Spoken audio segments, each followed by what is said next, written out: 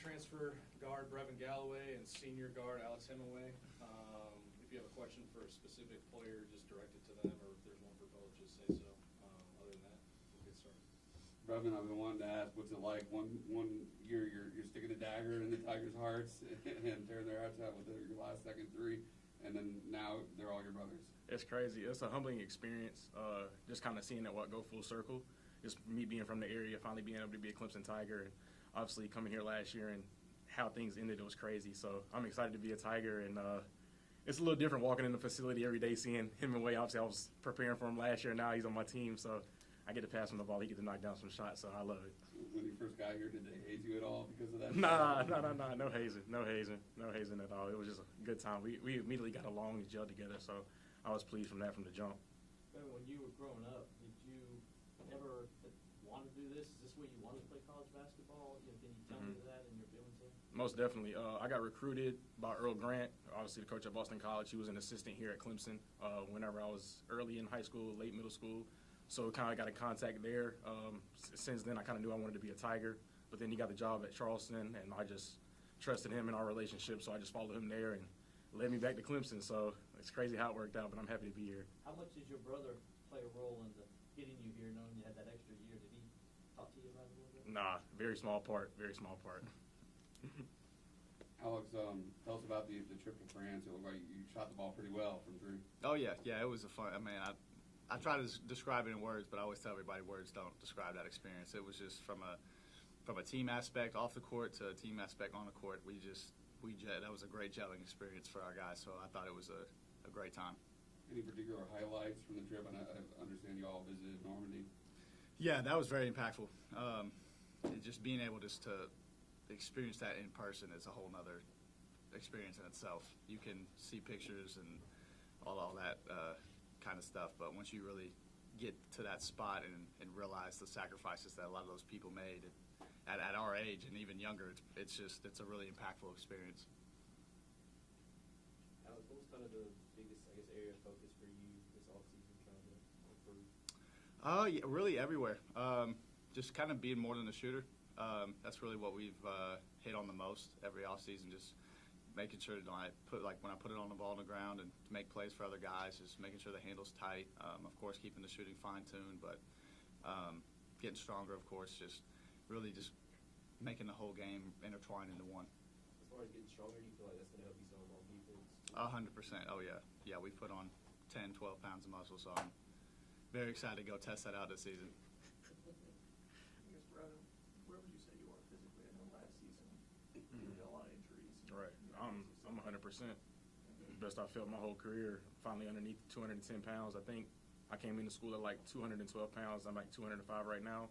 In terms of my conditioning and body, it's the best I felt, so I'm ready to show the world what I can do. I guess also you've been a great three-point shooter. Is there anything you wanted to add to your game or expand? Really, I mean, I think I've been more than a three-point shooter my whole career. I just never was able to show it. And I think with the team we have this year and the guys that we have, I think I'll be able to pretty much show I can do everything. So I'm really excited to get out there and just show my whole skill. Is there any difference between Coach Grant and Coach Brownell being they coach together? Oh, man, it's a complete difference. It's a crazy difference. One is high-wired and energetic, and then Coach Grant is more calm and kind of just easygoing, and it's a big difference for me. But at the same time, I kind of needed it. Coach Grant was more laid back and conservative, and Coach Brownell has definitely been on me a lot more, which I need for my last year, just because I feel like I get comfortable and he won't let me do that. So I think that's the biggest thing, and I'm happy to be a part of the team here. What about from a system standpoint, just the offense and defense and all that? Defensively, it's pretty much the same kind of scheme, same concept. Offensively, it's a little bit more organized just because we have more sets and we have more offensive plays and stuff like that, which I prefer just because we kind of know what we're looking for. So I feel like I fit in perfect, and I think it's just been good from day one. Coach talked about the fact that you have so much experience. You've been through the wars. You've been in tough road environments. How do you impart that experience to some of the younger guys on the team? I think probably just by leading by example. It's kind of tough to do it in practice just because obviously you can't really prepare for a game-like situation. But, in terms of just a game approach, I think I just got to be serious and kind of just help the younger guys out. And obviously when we're in those heated moments in the game, I got to just make sure that I'm level-headed and calm and just kind of let everybody know we're okay, we're cool, and we'll be able to get through it as long as we stay together. Who are some of the young guys, for both of you, who are some of the younger guys that have really impressed you this offseason? Really, all of them. All of them, from the time they got here in June, May to right now, it's the jumps that they've made is impeccable. Like just from a physical standpoint, just being in the weight room, being with them, and making sure they're on top of all their eating, their diet, and lifting, and that whole situation, and then on the court, just learning the offense, learning like Brev said, the defensive schemes, and just kind of getting comfortable with those. They've all made just great leaps from their short time being on campus. Brevin, with Dylan, how has he kind of come in? How do you see him kind of doing, running the show and playing some point guard and stuff? Oh, Dylan has been spectacular in terms of being a freshman point guard. Obviously, I've been in school a long time, and I've played with a lot of freshman point guards, and I think he's probably been the most well-developed in terms of what he's been doing since day one, in terms of how smart he is, how he picks up on things. He doesn't turn the ball over. He's very poised for his age. So I've been very, very impressed with him and what he's been able to bring to the table so far. For you, how do you kind of see your role this year? I think I got to be a legitimate scoring threat. I think my last year in Charleston, I think I was going to be average 20 points per game in Charleston my last year if I was healthy and things went well. So I think the biggest thing this year is just to be a legitimate scoring threat, but obviously I'll be able to make plays for other guys as well. But I think the biggest thing is I'm going to have to be able to put the ball in the basket for us to be successful. Alex, obviously you lost Almir and Nick in the backcourt. Chase Hunter back, obviously, but how do you feel like you guys are kind of gelling, getting to know each other as far as the backcourt goes? Really well. Like you said, Chase, we've been together for 4 years, so we don't have any issue with that. But Brev, I mean, our relationship feels like we've been together for 4 years almost. But it's just it's really, when you have guys that you don't call friends, you call brothers on the team. Like, we're legitimate brothers. We're doing everything together, so it makes anything on the court, via game situation, it just makes that a whole lot easier, and it makes us more comfortable for whenever that tip off starts to go out there and make plays. I guess why do you feel like it's like you've already had 4 years together? I guess why do you? Well, I think from day one we both shooters. Yeah. So we kind of just shared that, and obviously we've been in school, we've had our fair share of injuries, and honestly we have the same goal. Like, we just want to show the world we're more than shooters, and we can play complete basketball, and I think we both have that chip on our shoulder. So kind of coming into the season, we both kind of knew what we wanted to do. Obviously, we're going to be what the team needs. We got to be on our stuff in order for the team to be successful. So we kind of knew that going into it. The coaches pretty much not put pressure on us, but told us, like, if we're going to win, we need y'all to be on y'all stuff. So we knew that going into it, so we were on the same page from day one. So that kind of gelled us together. And then since then, we both like horror. I love Michael Myers, Jason, Freddie, all that he does too. So all of it. so we were able to talk about that and have those type of convos. So it's been good since day one. So you guys are excited they're making another Halloween. We actually already saw it. Yeah, we already got that done and out the way. Yep, we got that. Did it live up to the standard? Nah, I didn't. For the last one, wasn't impressed. Wasn't impressed. Yeah, I know, Yeah, she's right, hanging right. on by a thread. It was the original one's birthday yesterday, or anniversary. Did y'all watch Oh, that's crazy. That's an interesting fact I did not know Yeah, about. I didn't even know about that either. I might have to go double back to that one Right, tonight. right. Do y'all have regular three-point shooting competition and keep score and that type of thing? You know, it's actually funny. We haven't had a Haven't had a 3-point competition. We just honestly, like, another thing that plays into how close our relationship's been is our energy. Like, we just feed off each other, off the court, on the court. Like, we just always are positive guys. Just love being around people and just giving great energy. So I feel it's hard to, like, compete against somebody like that sometimes because you're like, man, like, Right. If we're in the same drill, we both like gassing each other up the whole time. So it's like, Exactly. can't really not cheer for you. yeah, it's hard. It's hard, but I don't know. Yeah, we might have to get a few under our belt just for questions for that sake. right. Yeah. Right.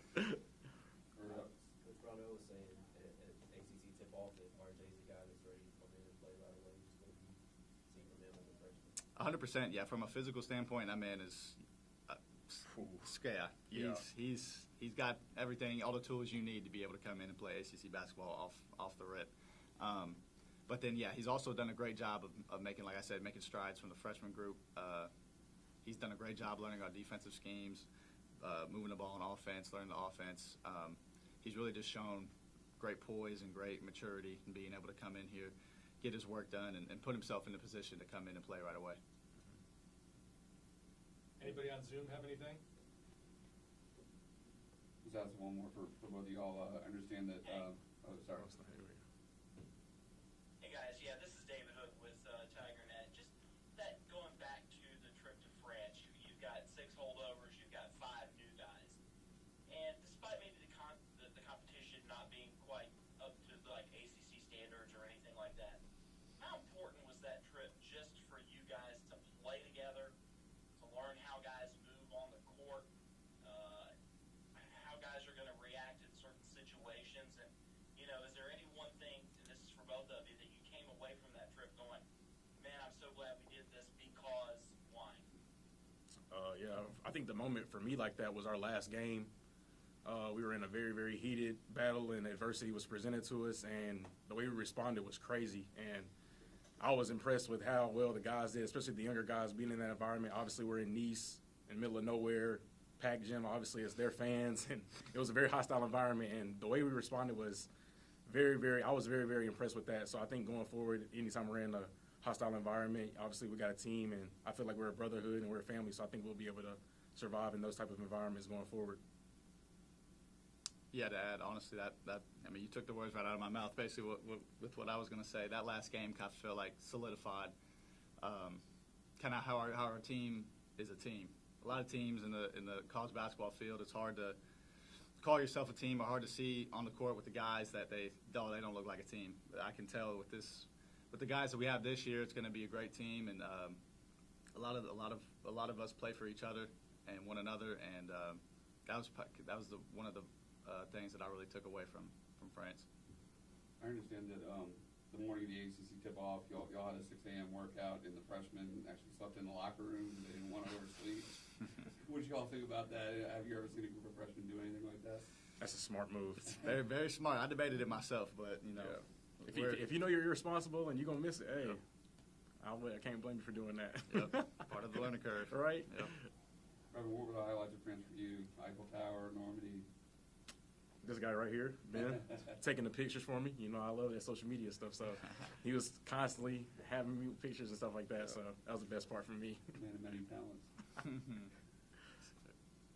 Got more questions for?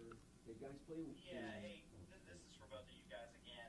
Josh Beadle is a guy who redshirted last year, but, been hearing some great things out of him, the guy out of Columbia. What have you seen out of Josh, and how do you kind of see him contributing this year? I think the best thing I like about Josh is just like his aggressiveness and his mentality that he does not care whether he makes a mistake or not.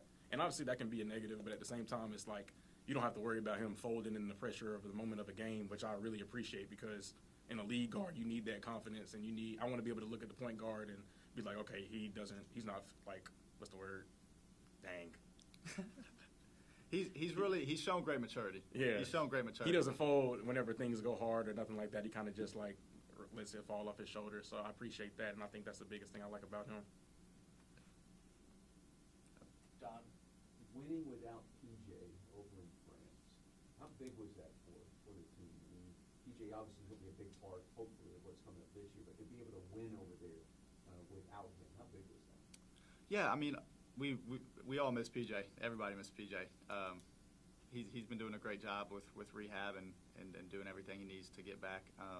But yeah, it gave, I think, a lot of the young guys a good sense of what we need to do to win without PJ.